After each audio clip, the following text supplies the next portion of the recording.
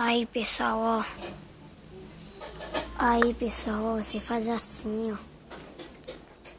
Você pega logo a gilete, deixa aqui, deixa eu falar disso de esquentar. Se tiver sólido, se não tiver, pega uma faca, esquenta e roda assim, ó, você já tá marcado. Aí pega a pontinha da faca, vamos fazer de conta que essa chave teste aqui, ó. Essa chave teste é uma faca. Você faz assim, ó. Bota aqui e fura. Quando furar, você pega o parafusinho. Aí, pessoal, ó. Já botei com o parafuso, ó. Já botei. É pra você usar. Vou ensinar agora como você usa. Aí, pessoal, ó. Já botei o fio, ó. Você faz 2 buraquinhos. Um aqui, ó. Um aqui. E outro do outro lado para botar o fio. Por causa pode ser um fio mais grosso. Você bota os fios nesse buraquinho. Aí agora, pessoal, o que você vai fazer? Você vai fazer isso. Pegar e botar isso para baixo. Botar para baixo, você vai prender e rodar. Rodar. Pessoal, agora ficou as duas pontas. Ficou esta ponta e esta ponta.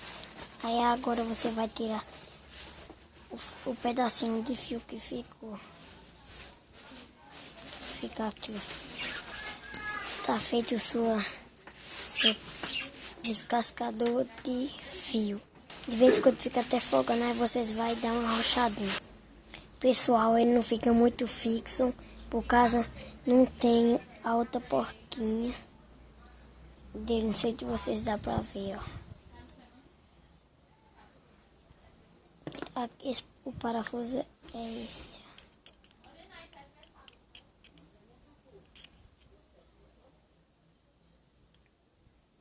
O parafuso é esse. Ele não tem a porca, por isso que ele não fica muito fixo. Mas essa lapiseira está bom. Vocês dão uma rochadinha, eu vou ensinar como vocês dão uma rochadinha. Dá uma rochadinha assim, ó. Só para ficar um pouquinho seguro. Quando vocês for descascar os fios, vocês faz isso. Vou ensinar vocês direito. Bota o negócio pra cima primeiro. Bota o negócio pra cima. Encaixa o fio. Encaixa o fio.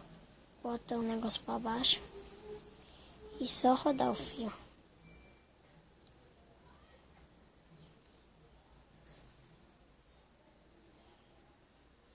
Rodar.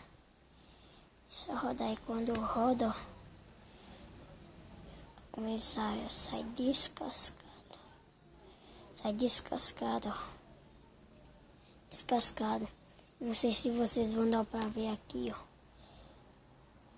Fica um pedacinho do fio.